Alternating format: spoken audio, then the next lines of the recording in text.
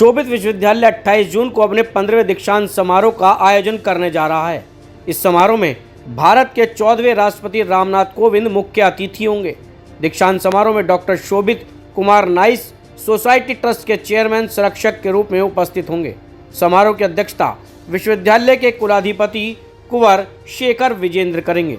इस दीक्षांत समारोह में 734 छात्र छात्राओं को डिग्री प्रदान की जाएगी, जिसमें 430 छात्र एवं 304 छात्राएं शामिल हैं।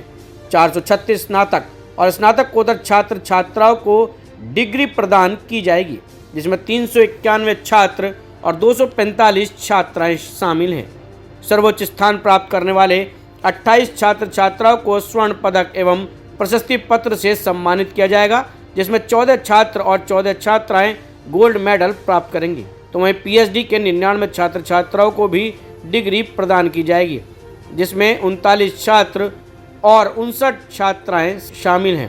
समारोह में विशिष्ट अतिथि जैक्सिम वर्ल्ड टॉयलेट ऑर्गेनाइजेशन एवं रेस्टरूम संगठन सिंगापुर के संस्थापक को सैनिटाइजेशन के क्षेत्र में विशिष्ट कार्यों हेतु डॉक्टर ऑफ लिटरेचर की मानद उपाधि भी प्रदान की जाएगी। साथ ही ब्रायन डोनियल मैनेजिंग डायरेक्टर एवं सीईओ सेंटर का pavement excellence Asia Pacific limited Melbourne Australia को अपशिष्ट से ऊर्जा और सड़क स्तरीकरण के क्षेत्र में किए गए विशिष्ट कार्य हेतु डॉक्टर ऑफ साइंस की मानक उपाधि दी जाएगी। दीक्षांत समारोह में माननीय अतिथि रामनाथ कोविंद अपने समस्त परिवार के साथ सम्मिलित होंगे। जनता टाइम्स के लिए मेरठ से ब्यूरो रिपोर्ट। शोभित यूनिवर्सिटी का 15वां दीक्षांत समारोह 28 जून को होने जा रहा है। इसके मुख्य अतिथि देश के 14वें राष्ट्रपति श्री रामनाथ कोविंद जी होंगे। इसमें 2 मानद उपाधि भी दी जाएगी। एक श्री जैक्सिम को दी जाएगी जो सिंगापुर से आएंगे, और एक ब्रायन ओडेनियल को दी जाएगी जो ऑस्ट्रेलिया से आए हैं। इस समारोह में करीब 750 बच्चों को उपाधि दी जा रही है। 28 बच्चों को गोल्ड मेडल दिए जा रहे हैं और 99 पीएचडी दी है। मुझे खुशी है बताते हुए कि इन पीएचडी में 58 गर्ल्स को पीएचडी दी जा रही है आउट ऑफ 99, और 41 बॉयज़ को दी जा रही है। जो हमारे छात्र हैं उन्हें दी जा रही है। विश्वविद्यालय में इस समारोह में जैसे मैंने कहा 2 मानद उपाधि दी जा रही है, और राष्ट्रपति जी इसमें आ रहे हैं, पूर्व राष्ट्रपति जी। आप सबका उसमें स्वागत है, अभिनंदन है, आप उसमें आइएगा। और बच्चों की जो उपलब्धियां हैं, चाहे उनके पेटेंट हैं, पब्लिकेशन हैं, या उनकी शैक्षिक उपलब्धियां हैं, उन्हें समाज को बताना भी आवश्यक है। दूसरा ये भी बताना आवश्यक है कि मेरठ आज शिक्षा का एक बड़ा केंद्र बन रहा है, और यहाँ से निकल के बच्चे सारे विश्व में एक हमारा, अपने परिवार का और राष्ट्र का परचम यूटिलाइज करना है, उससे एनर्जी कैसे बनानी है, या उसका इंफ्रास्ट्रक्चर में कैसे इस्तेमाल करना है। तो सस्टेनेबल डेवलपमेंट गोल्स के ही दोनों बहुत इंपॉर्टेंट पहलू हैं, जिन्हें ध्यान में रखते हुए शोभित विश्वविद्यालय दोनों मानक उपाधि दे रहा है। हमारा जो एक सपना है वो ये है कि मेरठ शिक्षा का केंद्र बने, और वो शिक्षा का केंद्र ऐसा हो जहाँ अनुसंधान भी हो, नवाचार भी हो। आज यहाँ पे 5 विश्वविद्यालय हैं। पहला जब सम विश्वविद्यालय हमें बनाया गया, डीम्ड यूनिवर्सिटी बनाया गया, तो बहुत सारी जिम्मेदारियों के साथ बनाया गया। डीम्ड यूनिवर्सिटी पे और ज़्यादा जिम्मेदारी इसलिए होती है क्योंकि उसे सेंट्रल यूनिवर्सिटी तो अभी बहुत कुछ करना है। अच्छा लगता है जब मैं देखता हूँ बच्चे सारी दुनिया में हैं, कहीं भी पूरी दुनिया में कहीं जाता हूँ, वहाँ पे यदि मैं पूछूँ भाई कोई है क्या, तो बहुत सारे हाथ खड़े हो जाते हैं। बहुत सारे बच्चे कहते हैं आपको एयरपोर्ट पे लेने आ जाएं, हम इस शहर में हैं, आप कब हम आपसे मिलें। लेकिन सिर्फ यही नहीं है। देखिए अभी तक हो क्या रहा है, मैं अपने यहाँ भी बात करूँ, ठीक है, हमारे 900 से ज़्यादा आज पेटेंट हैं। पिछले 4-5 सालों में हमने बहुत मेहनत की कि रिसर्च पे, अनुसंधान पे, लेकिन उसमें से हमारे जो पेटेंट को भी मैं देखता हूँ, अभी उनका कन्वर्जन रेट इनटू टेक्नोलॉजी वो अभी बहुत ज़्यादा नहीं है जैसा मैं चाहूँगा कि हमारे पेटेंट हों, पेटेंट के बाद वो कन्वर्ट हों। ऐसे ही विश्वविद्यालयों का जो मुख्य कार्य है वो डिसेमिनेशन ऑफ नॉलेज के नहीं है, खाली पढ़ाना नहीं है। हमारा कार्य कहीं ना कहीं क्रिएशन ऑफ न्यू नॉलेज भी है, कि हम ज्ञान का सर्जन भी करें, खाली ज्ञान को बांटे ना। ठीक, तो जो ज्ञान का सर्जन की जो बात है, वहाँ मुझे लगता है कि हम बहुत कुछ कर सकते हैं।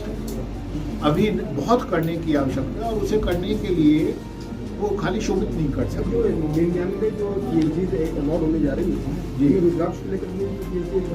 देखिए, रुद्राक्ष एक ऐसा विषय है जिसपे पीएचडी करने की हिम्मत जुटाना वो शायद हर बच्चा ना जुटा पाए, क्योंकि सबको ये लगता है कि यदि मैंने आर्टिफिशियल इंटेलिजेंस में पीएचडी करी तो मुझे जॉब मिलने वाला है, रुद्राक्ष में पीएचडी करूँगा तो मुझे सम्मान मिलेगा, जॉब उतना नहीं मिलेगा।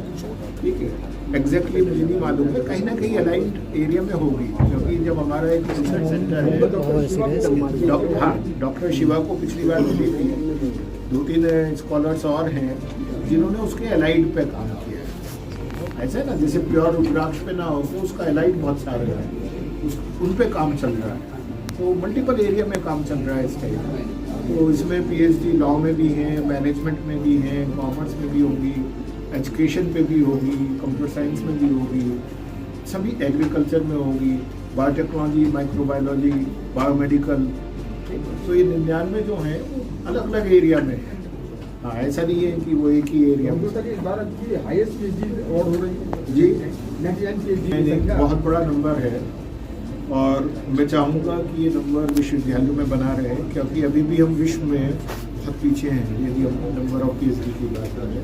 लेकिन पीएचडी करना और कराना ये बहुत जिम्मेदारी का विषय है, क्योंकि शोभित यूनिवर्सिटी में जब भी हम पीएचडी की बात करते हैं तो पहले दिन जब उसका इंटरव्यू होता है, रिटन टेस्ट होता है, तो उसे यही बताया जाता है नहीं आप तभी आना जब 3-4 साल कुछ और करने को इच्छा ना करें, शॉर्टकट जीवन में ना हो।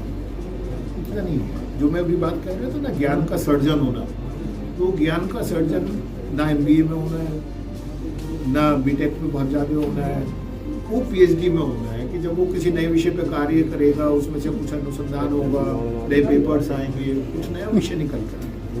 तो ये पेटेंट फाइल जो 2015 से प्रिसाइजली और एक्टिवली 2017-18 से हम लोगों ने ये महसूस किया कि हमारे बच्चों के पास, हमारे टीचर्स के पास, हमारे पास आइडियाज़ है। उन आइडियाज़ पे काम करने से हम डरते थे। डरते क्या होते हैं कि उसमें एक्स्ट्रा एफर्ट चाहिए, आपको इंफ्रास्ट्रक्चर अलग से चाहिए, आपको फंड चाहिए, साथ में आपको एक्स्ट्रा एफर्ट चाहिए, क्योंकि वो किसी भी मार्कशीट पे नहीं लिखा जाता है। तो 17-18 में जब ये तय हुआ कि नहीं अब हमें अनुसंधान की तरफ भी जाएंगे, नवाचार की तरफ जाएंगे, तब हमने इस पर प्रोफेशनली अपने आप शुरुआत की। पहले सीखा, टीचर्स को सिखवाया, जो बेस्ट एजेंसीज हैं उन्हें हायर किया अपने साथ, देश की बाहर जा के समझ में के आए कि भाई क्या होता है ये, तो वहाँ से शुरुआत हुई। अब लेकिन पिछले 4-5 सालों में ही, क्योंकि अब हर डिपार्टमेंट में रेस लगी, यूनिवर्सिटी सपोर्ट कर रही है। यदि अभी भी कोई मेरा फर्स्ट ईयर का स्टूडेंट मेरे पास आ जाता है तो सर मेरे पास ये आइडिया है। लास्ट ईयर सर कितने हुए होंगे, संख्या? एग्जैक्ट नंबर मैं आपको दे सकता हूँ, मैं अभी दे दूंगा आपको, लेकिन मैं गलत नहीं बताऊँ, नोबडी कैन डू इट। लेकिन क्या है, जो पिछले 4-5-6 सालों से चल रहा था, अब वो फाइनल स्टेज पे आने शुरू हो गए।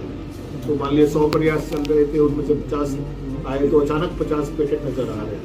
अचानक तो ये हो सर, इसमें 256 पेटेंट प्रकाशित हुआ है, तो लास्ट ईयर इसमें कितनी संख्या में हुए होंगे?